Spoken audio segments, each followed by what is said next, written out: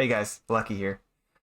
Today I'm gonna go over my multi-shot Amazon, all the gear she uses, and kind of some of the thought process that I had when building her, so that you can, build your own multi-shot Amazon. And I got a special surprise at the end of the video, if you don't want to go through the hard work of building one yourself. So stick around for that. I'm really excited about it. So first off, we'll just start right off the top with the gear, and just a warning. I understand that my gear is very high end. It is one of the top geared Amazons this season, but you can make do with different gear than this. It does not have to be this high end to be effective, and I'll go over some of those options as we go through the gear. But just to start off at the top, this is my bow of choice, the Windforce, 6 socket. It's 1 ED off from perfect. I mean, this is pretty self-explanatory here. We just want to get as much damage as possible in our weapon, because we are multiplying it by a ton of off weapon enhanced damage, which you'll see in a bit. So right now this is just filled with ohms. We are trying to gather together 40 ED, 15 max joules. It's just not easy to do. So obviously all this gear can still be improved. It's still a work in process, but it's at a really good point now where I'm comfortable sharing it and showing you guys everything that I'm using. So for the helm, we decided to go with the Veil of Steel. 3 sockets. This is socketed with a combination of minus requirement ED joules. You'll see that the ED on the helm in total is 176. This roll, it rolled perfect 40 all res, and that's really important. And I'll go into that in a bit, but that's what we've decided to use as a helm. Alternative helms could have been Giant Skull or a Valk helm, also with 3 sockets, and you get a bunch of ED. And you can do what you want with the sockets if you need increased attack speed, for instance, if you're running a fort or a co. But for our build, we're running Tyrell's Might, 3 sockets. I slammed 2 of these this season, as you might have seen in my previous video. So we decided to rock it with the Amazon. That was the decision that we made to build this Amazon in the first place, was because we had one of these and I thought it would be pretty cool. Alternative armors, like I said, are Fort and Co. And then in that case, I have my IAS on my Tyrells, but you could get it on your helm if you needed to, if you decide to go with Fort. But the reason we really like the Tyrells Might, of course, is the fact that it can roll sockets, so we can get a ton of ED in the sockets. And we have a ton of damage to demons and damage to undead, and unless you're only running cow maps, this is going to cover like 99% of monsters that we come into counter with in maps. So you really can't compare it to any other armor. It is kind of in a class of its own. No strength requirements, plus 26 strength, 30 all res, cannot be frozen. It's really just every single stat on it is an absolute home run. Faster run walk. You can't go wrong with the Tyrells, but if you are not able to get your hands on one, then a Fort is just as well, or a Co. So for the amulet, we went with Cat's Eye. We needed the IAS. Faster run walk is nice to have, and it is slammed with extra enhanced damage, which is great for this character. We want to get our offhand ED as high as possible because we pumped up our bow really strong.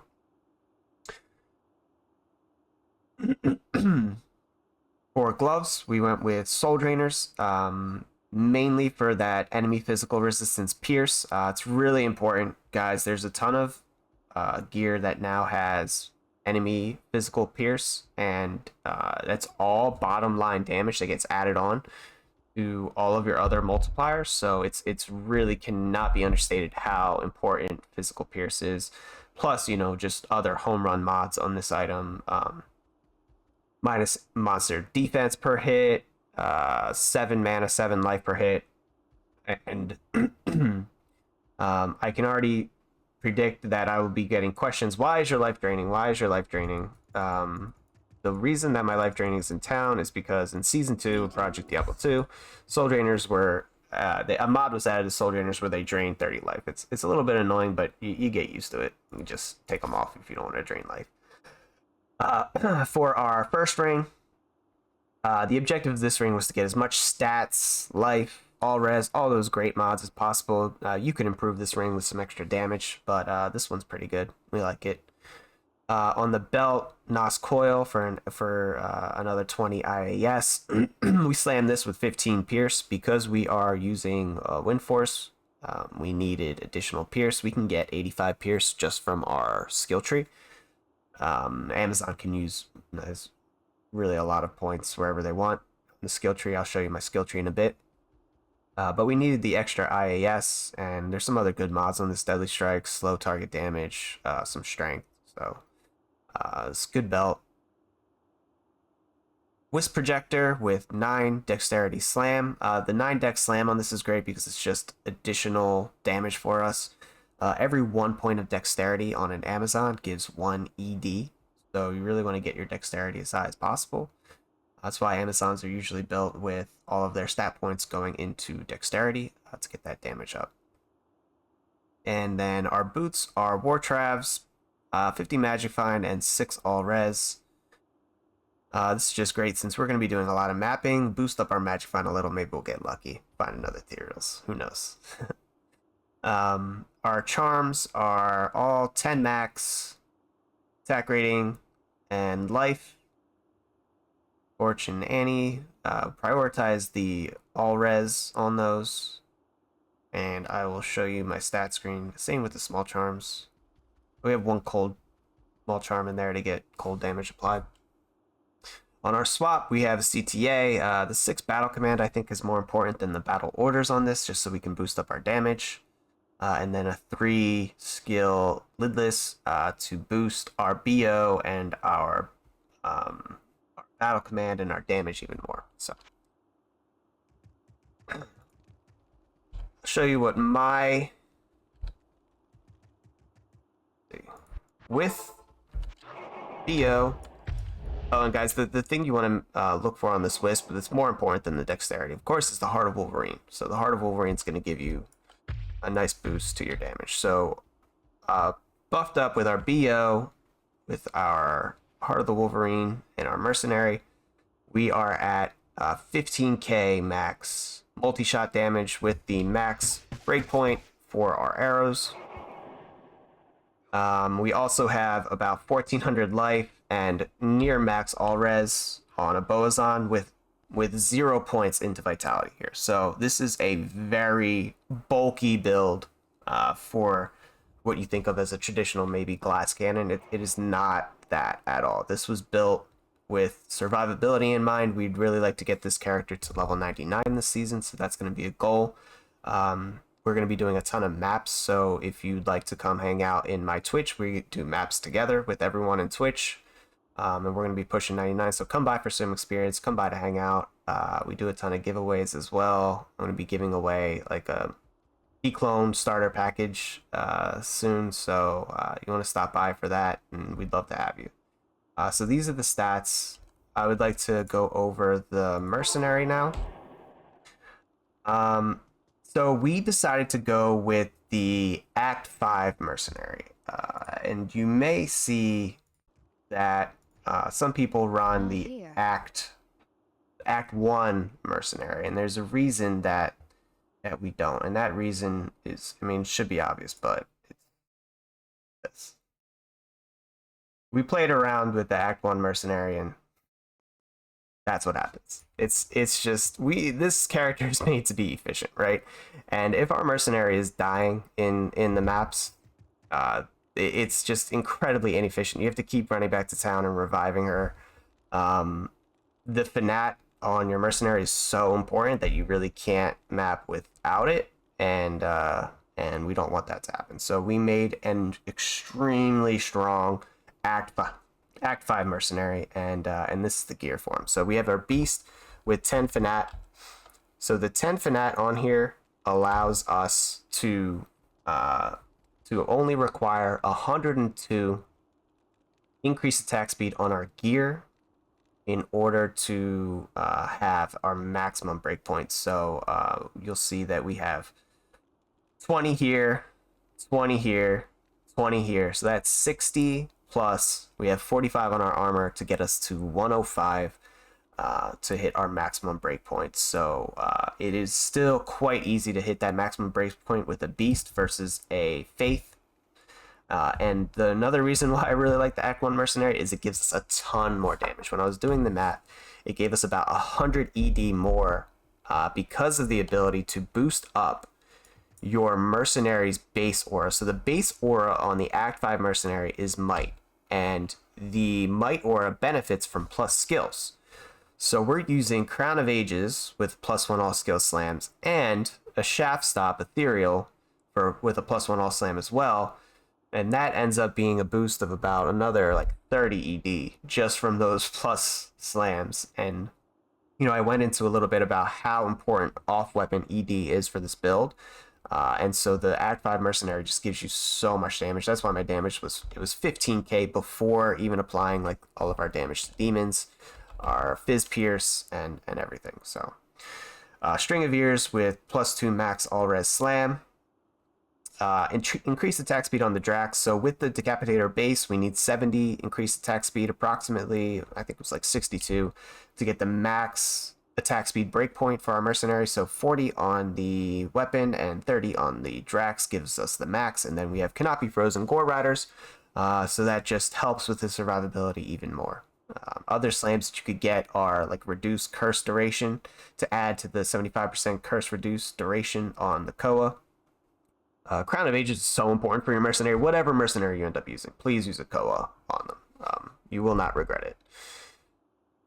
And then if you don't want to, so we went over alternative options for some of the gear. Gloves, you could use Laying of Hands. You could use a Razor Tail here instead of the Nos Coil.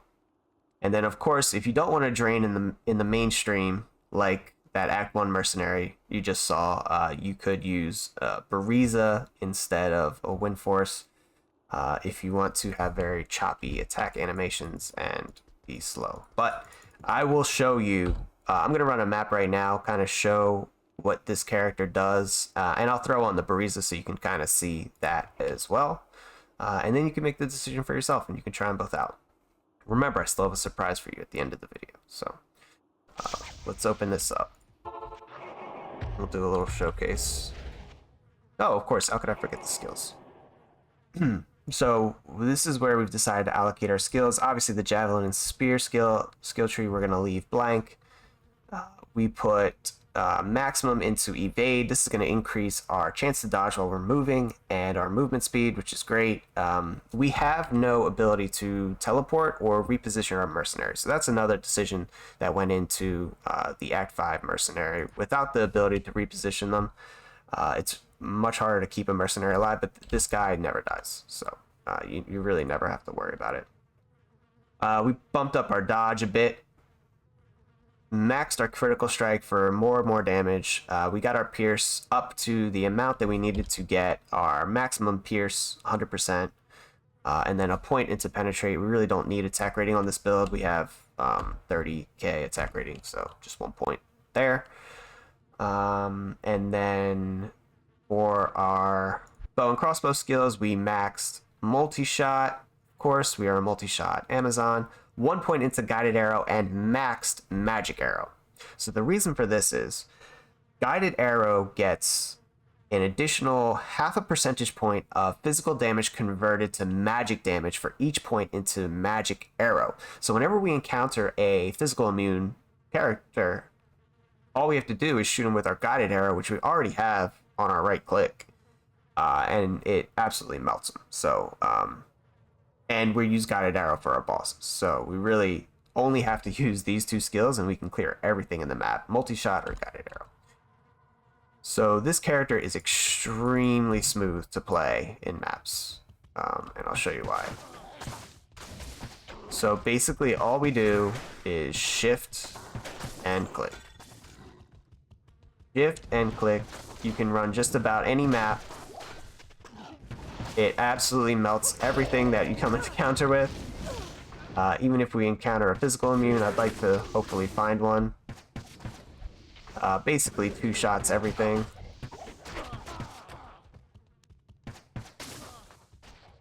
We've got a ton of faster run walk, so we don't have to worry about like clear speed. We run really, really fast.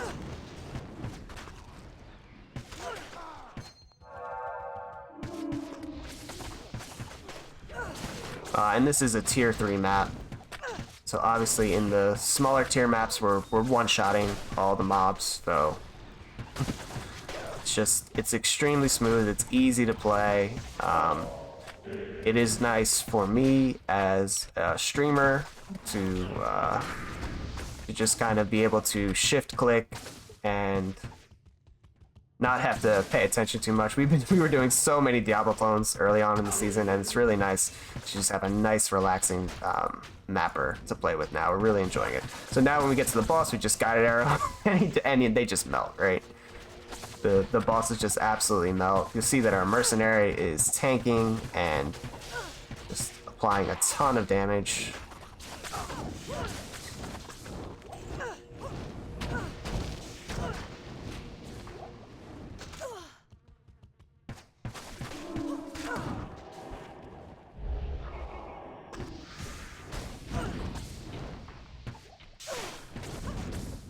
Another reason that I like the multi-shot is that there are not a lot of physical immunes. So it's probably one of the best clearing characters. You can run just about any map with the physical damage, and you're not going to have to worry about running into too many physical immune mobs. And for the mobs that are physical immune, you could just use your guided arrow, or if you want to use our magic arrow as max, you could always use that as well. I just don't like switching between too many skills if I don't have to, so. And density is not a problem. Because of all of our pierce and our spray, really any sort of density that the maps could ever spawn, just absolutely get melted. So I'm not sure what the density on this map was. I don't think it was too high, but you get the picture.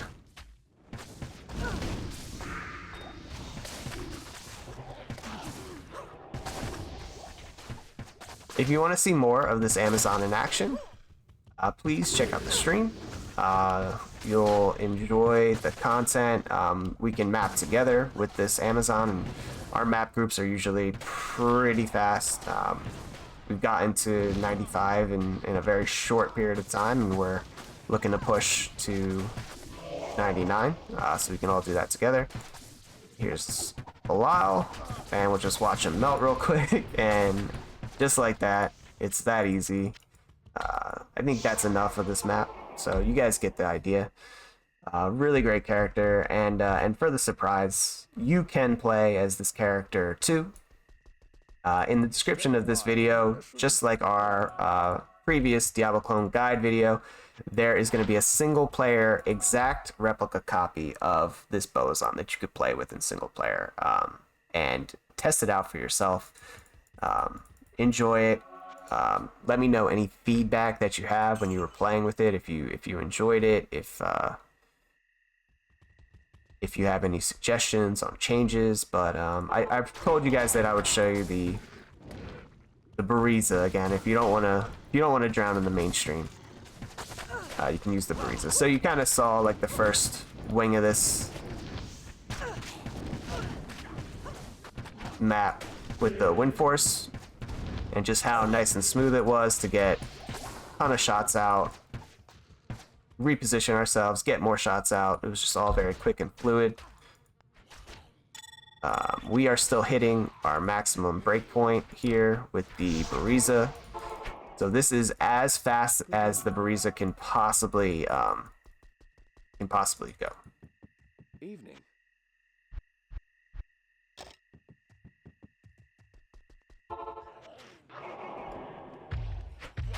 Let's see the damage first off. Wow.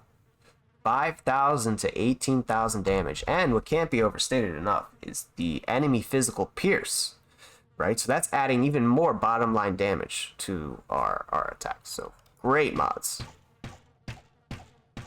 But, oof. Big oof there. When you see how quickly it attacks. So let's go through the map and let's see how the Buriza feels to us.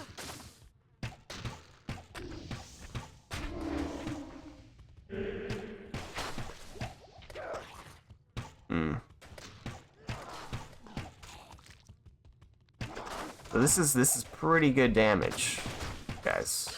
In here. You're definitely not going to get anywhere near that tooltip damage on the Wind Force.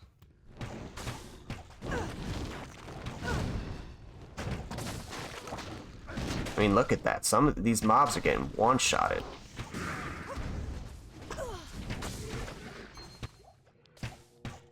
But does this feel faster to you? I will let you guys decide. Please let me know in chat. Do you think that the Wind Force leg of this map was quicker than the Buriza leg? And are you impressed with this clear speed? I will say that I have been very impressed with the Buriza this season. I did a ton of testing with it. And of course, if you do not have the budget for a Wind Force, the Buriza is an absolutely great option. With that said, you can afford both. My personal preference is the Wind Force. The attack animations are just much quicker. You can get in and out of attacks much quicker. And like we said, we were one-shotting most mobs in the majority of maps with the Wind Force already. So the faster we can get in and out of our attack animation and keep moving and keep clearing, the better, in my opinion. But this is really a personal preference, so I'm curious to see what you guys think. And both of our Buriza and our Wind Force are pretty top end. Obviously, they could be better. Every piece of this character could be improved slightly, but this is about as end game as you'll find. So we can end the video there. I hope you guys enjoyed it. Like I said, there's going to be a single player file in the description below. Make sure to come check us out on Twitch and subscribe to the YouTube channel if you like the content. We're getting close to hitting 1,000 subscribers, so that'd be really cool. I really appreciate all your guys' support, and I will catch you all in the next video. Thanks again, guys.